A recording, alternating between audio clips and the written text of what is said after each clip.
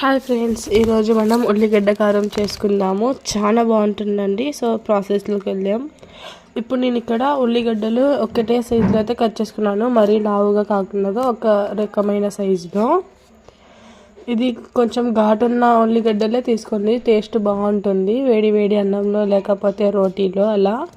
మేము ఏ దాంట్లోకి వేసి చేసుకున్నామో ఈ ఉల్లిగడ్డ కారంని నెక్స్ట్ వీడియోలో చెప్తాను. ఇప్పుడు ఒక మిక్సీ జార్ తీసుకొని దాంట్లో మనం కట్ చేసుకున్న ఉల్లిగడ్డలు మొత్తం వేసేసుకోవాలి. మరీ మెత్తగా కాకుండా ఒక రకంగా అయితే చేసుకోవాలి. మిక్సీలో మనం రుచికి తగ్గట్టు సాల్ట్, దీంట్లో ఒక 4 ఎల్లిపాయలు కూడా వేస్తున్నాను టేస్ట్ కోసం.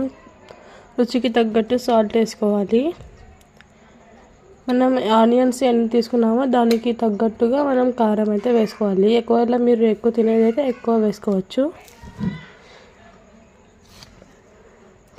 టేస్ట్ అయితే చాలా బాగుంటుంది. ఒకసారి ట్రై చేయండి. చాలా సింపుల్ ప్రాసెసే.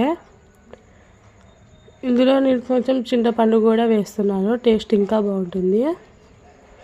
అందుకనేసి మరీ ఎక్కువ కాకుండా కొంచెమే తీసుకోండి.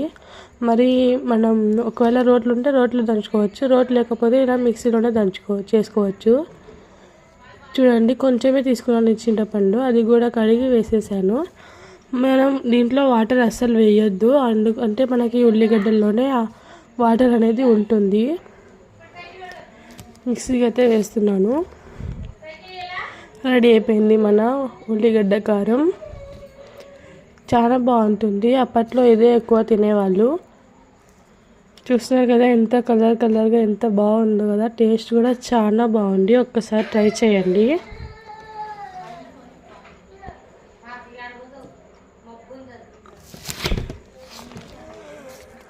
చూస్తున్నారు కదా, అయిపోయింది. మనం ఇందులో పోపు కూడా వేసుకోవచ్చు, లేదంటే నేను ఇక్కడ ఎందుకు వేయలేదంటే నెక్స్ట్ వీడియోలో చెప్తాను.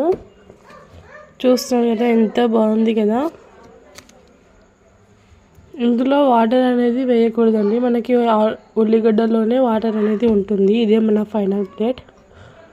ఉల్లిగడ్డ కారం కాబట్టి నేనైతే అలా సెట్ చేసా.